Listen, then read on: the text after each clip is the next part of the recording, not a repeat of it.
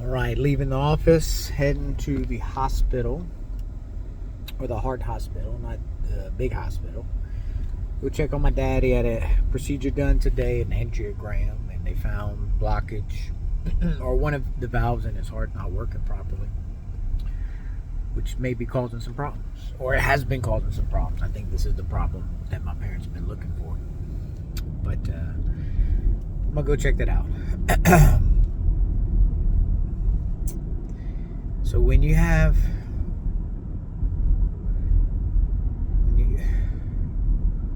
everything's an endurance race when it comes to life. At the end of the day, your faith is getting tested, and your endurance has to keep up with it. So when I reflect on today and start off early, not ended just yet, but once again, at the end of the day, I'm looking at it like, if the only thing I did was I just kept going. I don't know if there was any type of deal that ultimately is getting made with anybody that I talked to, my buddy from earlier. But one more day on this earth to try and to push forward and to move the needle. That's a testament of the endurance. I didn't let my head sway. Sometimes you get into these conversations and meetings, it's pretty hot, especially when you're on the receiving end of the problem, or you are the problem, or you perceived as the problem. I can't tell you how many times I've painted myself in a corner, and I trust that God is continuously on my side, because at the end of the day, I didn't purposely put myself in situations that I'm like, man, this is terrible. No, when you figure stuff out and it's good, you go for it. Period. You take the risk. But in times like this, 2025, 2024, everything becomes very much more heightened risk. Because the things that you were betting on, and this is why real estate is such a tough thing to do, is you figure out numbers based off of now, today, and ratios today. Well, what happens when that starts going down drastically? 10% on $600,000. What's that? 60 grand. Real estate market has been adjusting 10 to 30%. So,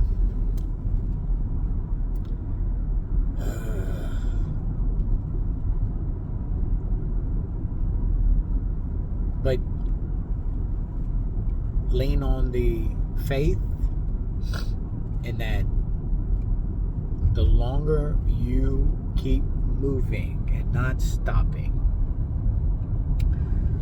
the higher of a chance that you will see more success, because you learn it. I've been in business 2009. Okay, I started a business with one house. Started working for somebody. It's 2025. I'm still in business, doing things.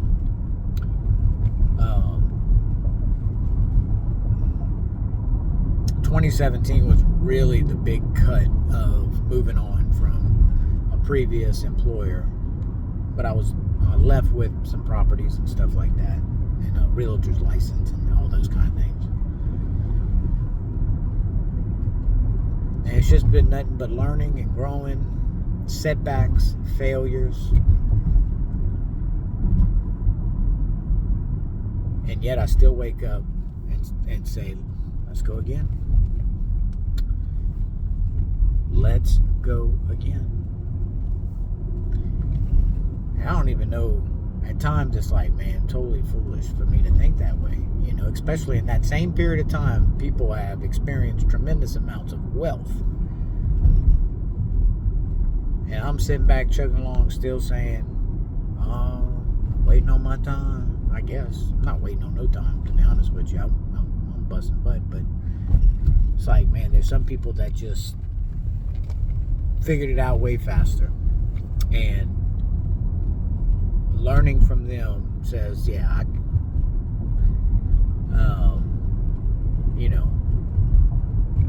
ultimately want to see this through, and I want to stop messing around, quote unquote, messing around with low-hanging fruit stuff, man. I want the high fruit. I want the high-hanging fruit that's plentiful, that nobody else can, that hardly anybody else can get to. So I've been building out this ship